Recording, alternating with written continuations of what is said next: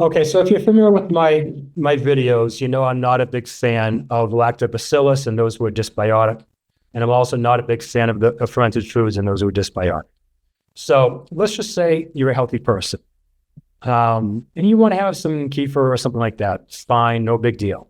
So what is in these products and what's in lactobacillus? These are lactate producing microbes, right? Whether it's, sitting on your counter or whether you're taking it in a pill.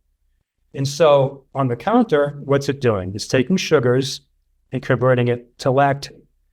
The lactobacillus you're taking is going to ferment and convert to lactate.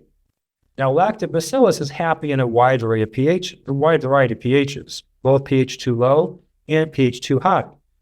In the gut, there's a Goldilocks zone of pHs, which is roughly 5.5 to 6.5, and it varies, but basically that's the range in the colon. And so that's what we're shooting for butyrate production.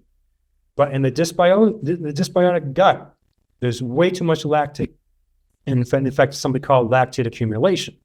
And you can read about that and watch that in my video on pH. And so also, if you look at my videos, you see I've done meta-analyses for all these different conditions over the years. And so very, very, very consistently, there's always or almost always far too much lactobacillus in these microbiomes, these people, and the sick people, as compared to the healthy controls. Whether it's Crohn's disease or ulcerative colitis or what have you, IBS, the list goes on, there is more often than not significantly higher levels of lactobacillus bacteria in these microbiome analyses in those who are sick versus the healthy controls. So think about this. If the sick have more lactobacillus, then why in the world would you want to add more lactobacillus? How is that going to help? Now, in dysbiosis, whether you're taking lactobacillus probiotics or you're adding fermented lactate from the countertop or from a drink or whatever you buy, you're adding that lactate in. What are you doing? You're contributing to lactate accumulation. And so there are only a very, very small, about 3 or 4 good bugs that can take lactate and convert it to butyrate. Okay, these are in the good bugs I always talk about all the time. But these bugs are also very, very sensitive to antibiotics. So those bugs and a whole host of other good bugs get killed off, unfortunately, quickly with multiple rounds of antibiotics. And I find that many of these people have taken, far too many rounds of antibiotics in their life. And oftentimes, antibiotics is the trigger that sets off these wheels in motion. So if you've lost the bacteria that can convert lactate to butyrate, and we also know that there's lactate accumulation, and we also know that there's excess lactobacillus bacteria in the guts of all these different sick people across multiple conditions and diseases, then why in the world would you want to add more lactate and more lactobacillus to this equation? It makes no sense at all.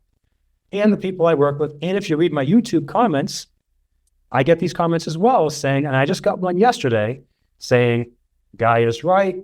I tried fermented foods. It set me off. I've had consultations that said that was the trigger. Someone just took way too many fermented foods, and that was the trigger. That was enough to drive them to dysbiosis and to autoimmune state.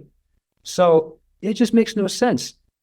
I mean, knowing what I know, I don't consume fermented foods, and I definitely don't consume lactobacillus probiotics. I consume things that drive the healthy bacteria, and those are the butyrate-producing bacteria. They don't need lactate. A few can consume it, but they like other things. They like the prebiotics that I talk about all the time. I hope that clears it up because I get this question all the time. Hi guys, I just want to say a big thank you to Guy Daniels and let him know how much I appreciate his help with my diet support.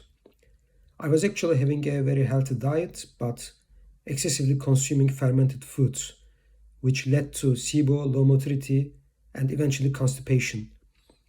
Fortunately, with a tailor-made protocol, I would say, I managed to get over it, and now I'm quite happy where I am. And again, with the fermented foods, be careful, consume in moderation, I would say. And many thanks again for his helps. Thank you.